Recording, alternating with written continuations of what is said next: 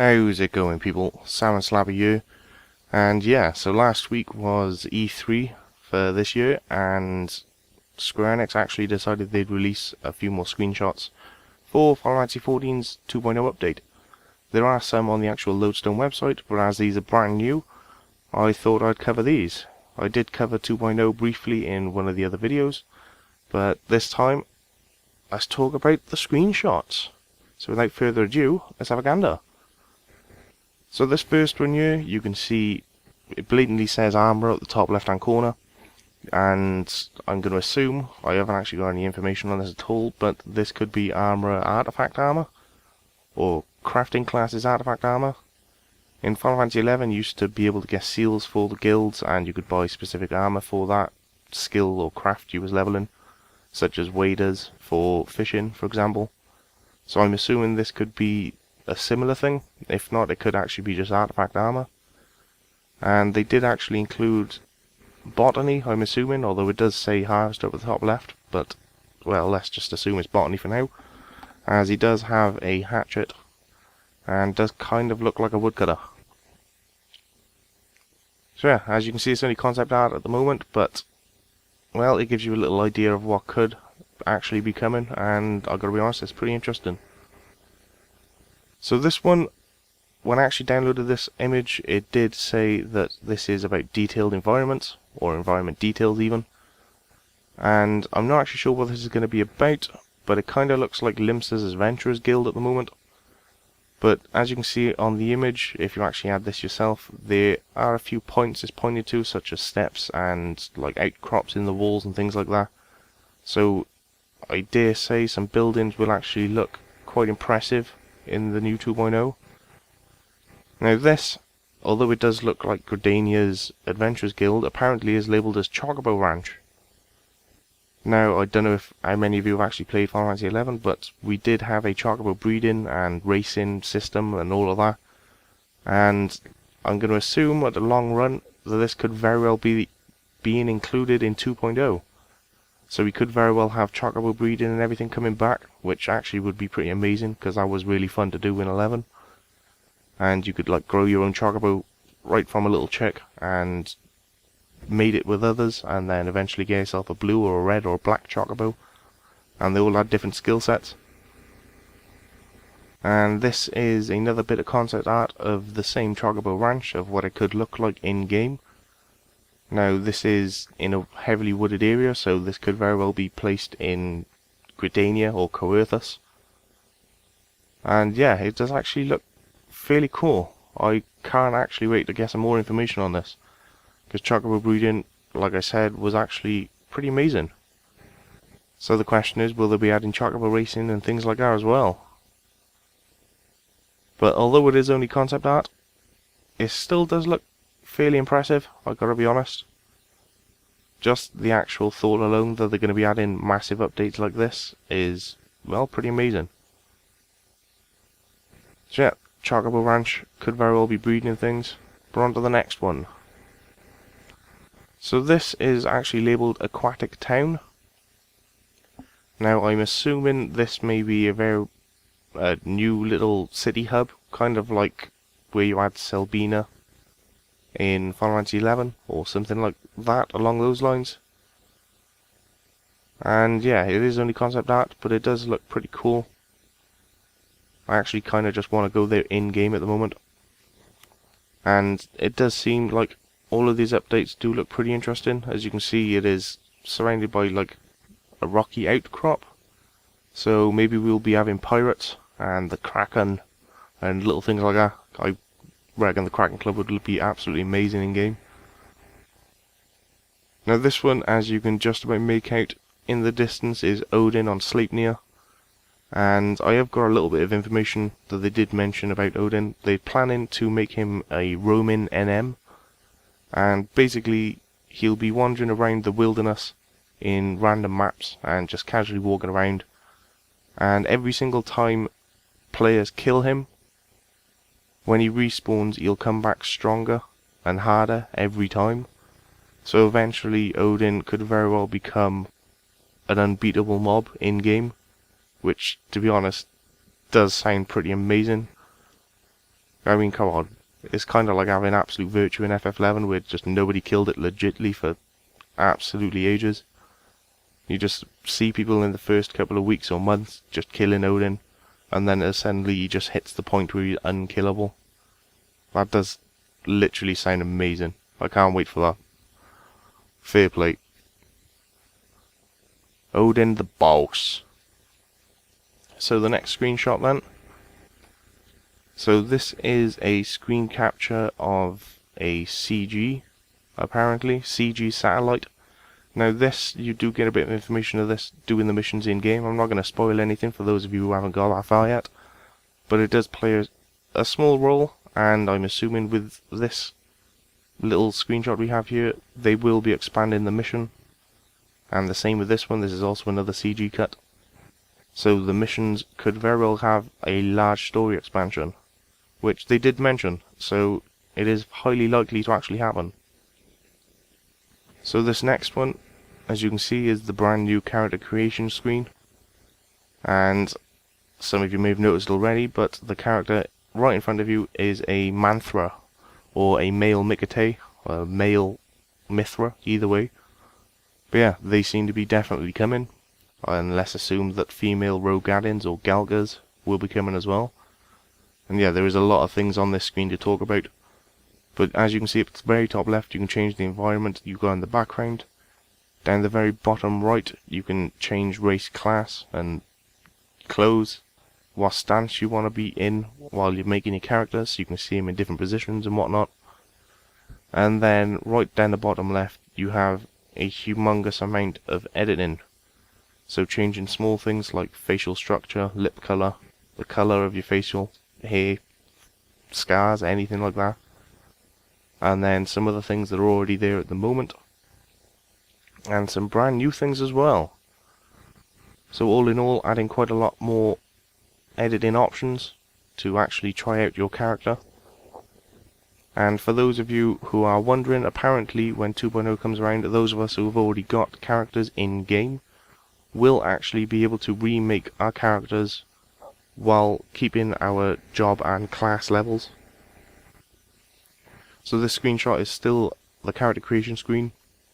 They did mention, and I did mention on one of the older videos when I was talking about 2.0, that you can now kind of play your character in a virtual environment before you actually create it. So I'm assuming this is maybe a Gridania mix area after they've edited the maps.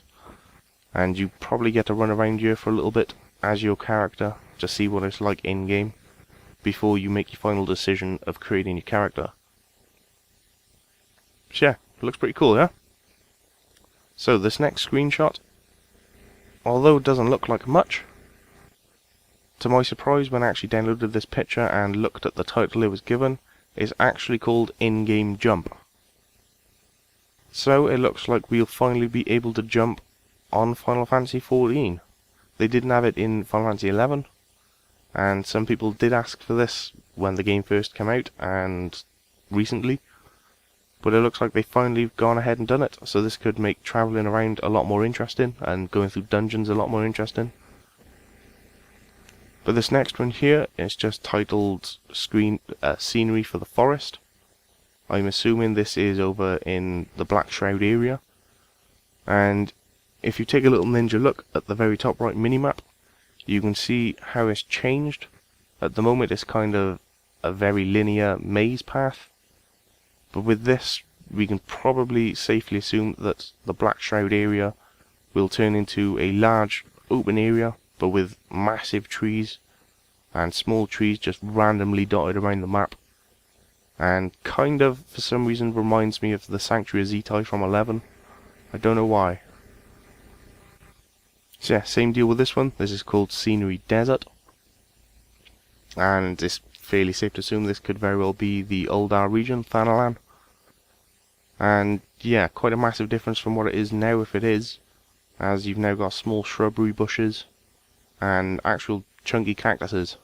First time I seen this screenshot, I honestly thought it was an updated version of Tarongi Canyon. Don't ask me why. But yeah, as you can see over in the distance is a little outpost. So the little outposts that are randomly dotted around the map where you can pick up achievement diaries seem to have been gone a little update as well, and kind of looks a bit more impressive. So this one here is a little screenshot showing the real-time shadows. So as the day goes through, the shadows will change position, things like that. And as you can see, it actually looks pretty awesome. A little dragoon riding a chocobo through the forest. But yeah, I gotta be honest, I'm quite impressed with that. I have heard that they plan on lowering the polygon count so you can get more players on screen, and I'm assuming that will probably also help with graphic problems and being able to load more graphics on screen, having a higher res kind of thing, so lower systems can actually play the game. So this one here is our delivery Moogle, who makes a welcome return from Final Fantasy XI. For those of you who are unfamiliar, the delivery Moogle will actually allow you to send items and cash and whatever else between players. So for example, if you borrowed something from your friend and you want to give it back to him but he just doesn't happen to be online, you can just send it to him with your delivery Moogle. Additionally, things like on Final Fantasy XI, the auction house, once you put something in the auction house, after a couple of days, if it didn't sell, it would come back to you in the mail. Something similar could be happening, so the market wars as they are now may actually receive that function, or they may actually chuck in a proper auction house. And yeah, you can send mail between you and other friends in game, and pretty much whenever they log on, they'll see it and whatever else. So yeah, a welcome return, and that would actually be really, really handy. So this one here is another bit of concept art. At first, I actually thought this was Rama, or Ramu, or however you say it, the lightning god summon from Final Fantasy XI. It's the thunder god. Yeah, but turns out this is actually called something succubus, apparently, is what this one's called. A new monster, so it could be another primal battle or something along those lines. Yeah, nice brand new monster called the succubus. So this fella here, ugly as he is called Typhon. And I swear to God, as soon as I saw this, the first thing running through my head was the Ghostbusters theme tune. Come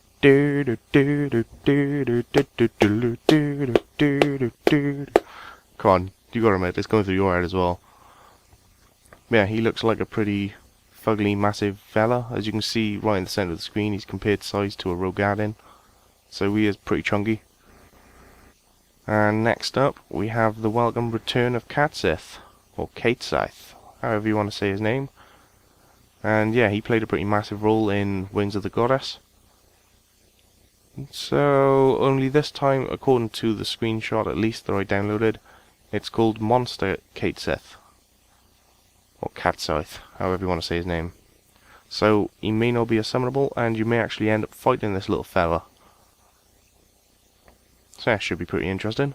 So that's another massive battle we could be having. Now next up, a welcome return of Fenrir. Now whether or not he's actually going to be summonable, or whether he'll just be another primal battle, I don't know. As they did mention for the 2.0 that they're going to be adding summoning abilities. So it could be similar to FF11, where when you unlock Summoner to actually be able to summon any of the Guardian Forces, or Aeons, or whatever the hell you want to call them, you actually had to fight them in a mini primal battle, or unlock them at the high level battles. So maybe, maybe not. It would be pretty interesting, but either way, apparently Fenrir is making a welcome return. And to be honest, I can't wait to pawn it. Although first, I really do have to get level 50. That would probably be handy. So yeah, on to the next one. So next up, we have something that looks like a Hydra from Final Fantasy XI. But, on downloading the screenshot, it was called Tiamat. Or Tiamat, however you want to pronounce it. So yeah, he's changed slightly, although if you look at the scale on the very top left of a Hume, or here, to Chungy Tiamat, he's going to be pretty massive. Fair play. And I'm kind of wondering how break-offs and things like that is going to work. As you can see down the bottom right, he's kind of color-coded. So let's assume you can chop his tail off and his ears, and maybe in the body, and yeah, should be pretty cool. But whether or not this is the same thing, I've no idea. This is a older screenshot. This was released with a couple of the PDFs when they started mentioning 2.0. It's actually on the Lodestone website if you want to go have a little look. They do have quite a lot of pictures and stuff that I'm not showing on this, and it's worth checking out. Yeah, this is what they originally released as what they want the game to look like in 2.0. And as you can see from some of the other screenshots, the scenery screenshots, it's looking pretty good so far. But yeah, is this going to be Tiamat or just a random Drake or what? Because to be honest, this thing does actually look pretty cool, and I wouldn't mind poking it in the face. Yep, that's the end of that one then. So the next one, we've actually got an up-to-date one. This comes with the E3.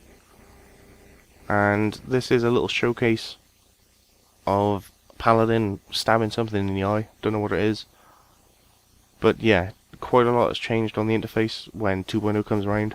As you can see down in the bottom center, we've still got the quick bar for 1, 2, 3, 4, 5, all those blatant numbered, just to put our quick skill slots in. But they've also added minus and plus, I'm assuming. So instead of just having the 10 macro lines, you've now got the extra 2 slots. And I'm assuming that carries across the board for the other 2. And if you look on the very left hand side, there seems to be another macro bar or macro line. Whether or not that's going to be your alt or control macros, I've no idea. But as it is, it seems like we can have a lot more abilities, as apparently they've got potions and ethers and stuff equipped in there. So yeah, that does actually look pretty interesting. As you can see, the chat bar down the bottom left has been slightly changed, and you can choose a couple of different options for different texts. Your cache is now displayed down the very bottom right, and just like in the scenery screenshots, we can see the minimap has changed. And if you actually look at it, you can blatantly see where friendlies and unfriendly monsters are, and player characters, very easily. As allies or other NPCs would probably be blue dots, and enemies would be your traditional red. So yeah, that's that. I don't know whether that's in-game time is being displayed at the very top right, or whether that's real life, but yeah. Does look pretty cool. Looks very sleek. So this one is a little screen capture. It pretty much just says Black Mage Rape, or whatever you want to call it. But it's the Black Mage battle sequence. And I'm assuming this is probably Thundagger being cast on Mandragores, which I haven't actually seen in game yet. So I don't know if they're actually in the game, but if they're not, I can't wait to poke them in the eye, as they're pretty annoying. God damn you, Tunga Jungle. Yeah, it does look pretty impressive, as you got kind of like the light shear, I suppose you could call it, coming straight from the actual lightning bolt, changing the shadows. So this is the Dragoon battle sequence screenshot, and same deal again, only this time you can see right down the bottom center on the macro lines, or action bar macros, that he's actually got 2 displayed. As you can see, the ones on the very left have been moved, and they're no longer there, but instead it's on top of your actual action bar line. So apparently we can now have more than one action bar line shown at one time. Or it could be, well, I don't know.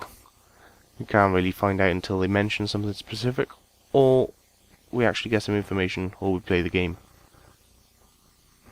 But yeah, more than one action bar at a time, which does make life a lot easier. And you can see Dragoon showcasing his jump attack, which still looks pretty cool. But yeah, interesting, right? You can see on the far right that apparently he has a quest. So whether or not they've changed it from having to go to your menu all the time to check your journal, or this could very well be a lev quest even, and that's what your lev quest now look like. I have no idea. But yeah, we apparently still got the light party bonuses and full party bonuses. So this is the last screenshot I've got to show you. And yeah, it's just a little showcase of the pretty graphics and Paladin beating the crap out of an Iron Giant apparently. But yeah, I hope you all enjoyed. And these were all of the E3 screenshots, or at least most of them. You can check them out on ffandmore.com. If you want some of the older E3 screenshots, or you're interested in the actual fine details of what's going on and their plans for 2.0, then go to the Lodestone website, that's FinalFantasy14.lodestone.com, and click on version 2.0 on the left hand side at the very top of the screen. So yeah, until later, catch you then.